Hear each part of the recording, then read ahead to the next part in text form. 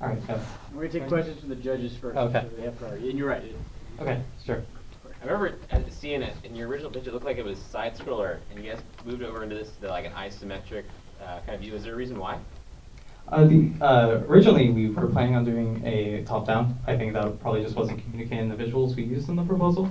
So part of when we were making our proof of concept, we wanted to show how exactly the perspective is working. So thank you for bringing that up.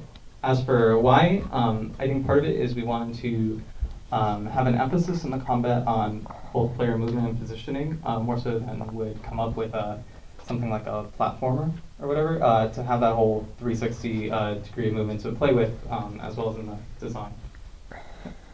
Let's see, so more judges are there? Yeah, in terms of your artist breakdown, are there any of them animators, or is it mostly concept? Sure, here.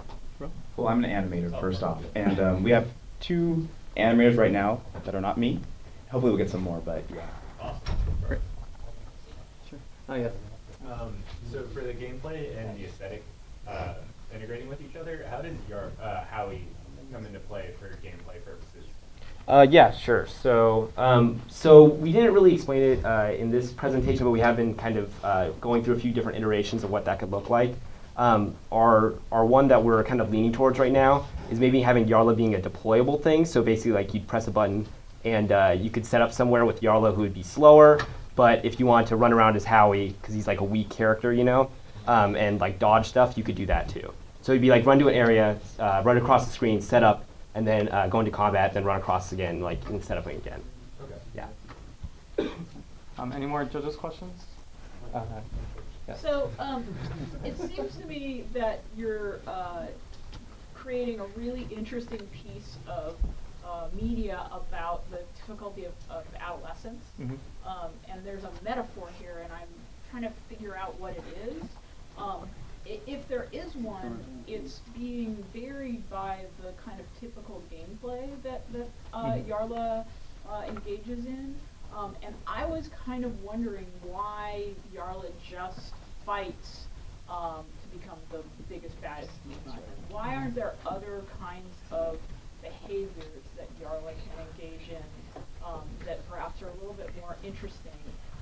Obviously, adolescence is a time. I mean, there's a lot of weird sexual strangeness going on in that Yarla design, Yeah. and you know, it's not all about fighting. So I guess I'm just waiting for the other twisted, yeah, exactly. Drop on this adolescent story of angst.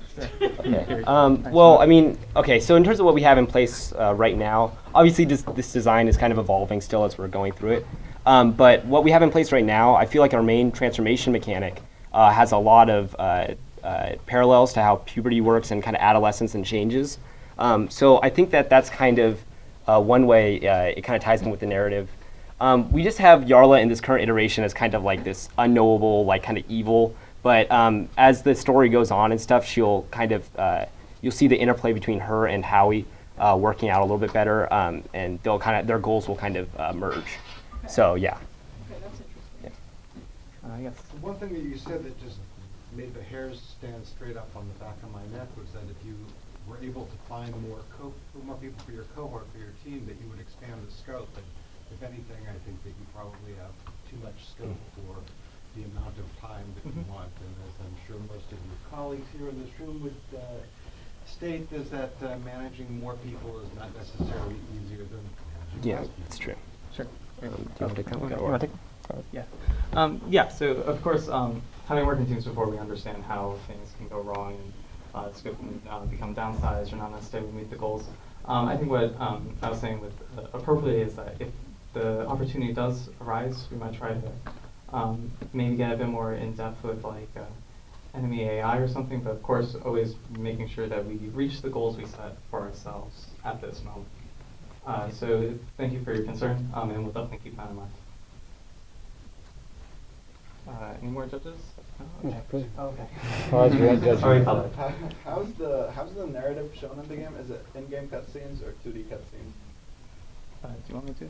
Yeah, you can do that. So the way we're playing right now is, as I mentioned earlier, we kind of take an inspiration for the structure from Legend of Zelda style adventure game where there are areas that focus on combat scenarios and providing the players with interesting combat situations to deal with.